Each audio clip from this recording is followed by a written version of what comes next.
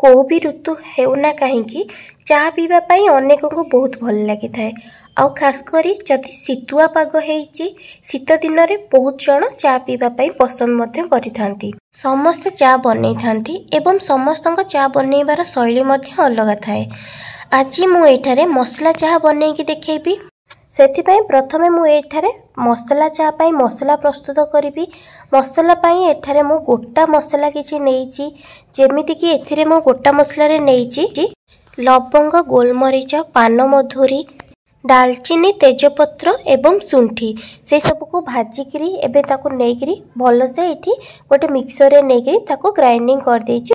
तापरे एठारे मु चा बनैबा पाई गोटे सस्पेन नेइकरी सेथिरे गोटे कप पानी देइची। तापर आ टिके मु पानी देइची जेमति कि पानीटा टिके कमी जिबा परे चा हमर परफेक्ट हबो। किछि टाइम पानीटा गरम हेइ सारिया परे मु एठारे गोटे चामच चा पत्ती ता संगरे मु जेहेतु 2 कप एठी बनैबी चा सेतिपय मु 2 चामच चीनी मध्ये देइची। आपण आपनका हिसाब रे अधिका मीठा चाहिले आ अधिका मध्ये मीठा करि परिबे।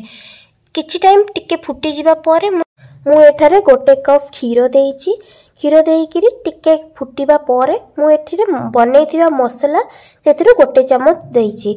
जदि आपण चाहेबे चा टिके आउ टिके कड़ा करिबा पई ताले आउ टिके अधिका मध्ये देई परिबे। एठी मु मसला देइकिरी किछि टाइम गोळेई देइची। गोळेई देइकिरी एटा किछि टाइम पर्यंत फुटिबा पई एठी मु छाडी देइची। एठी देखंतु मोर चा एठी बनी गलानी। एबे मो चा को एठी बंद करि देइची, गैस को बंद करि देइकिरी एबे नेइकिरी मु 2टा कप रे चा को छाणी देबी।